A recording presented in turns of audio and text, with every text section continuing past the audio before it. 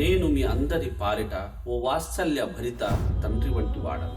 మీకు తెలియని విషయాల్ని నేను మీకు నేర్పిస్తాను అని ప్రవక్త సల్లల్లాహు అలైహి వసల్లం సెలవించారు. ఒక విశ్వాసికి జీవితపు యొక్క అన్ని రంగాల్లోనూ, అన్ని అంగాల్లోనూ, అన్ని విభాగాల్లోనూ, అన్ని భాగాల్లోనూ ఏ ఏ విషయాలు అవసరమో, ఎక్కడ ఎలాంటి మర్యాద కలిగి ఉండాలో, ఎలాంటి యొక్క దువాలు చెయ్యాలో, ఎలాంటి జాగ్రత్తలు పాటించాలో పూసగుచ్చినట్టుగా ప్రవక్త ముహమ్మద్ సల్లల్లాహు అలైహి వసల్లం వారు తెలియజేయడం అనేది జరిగింది. రుకు మరియు సజ్జాల్లో చదివే దువాలు, ఇంటి నుండి బయటికి వెళ్ళేటప్పుడు చదివే దువా, ఇంట్లో ప్రవేశించేటప్పుడు చేసే దువా, నిద్రపోక ముందు దువా, పీడకల మరియు మంచి కల వచ్చినప్పుడు దువా.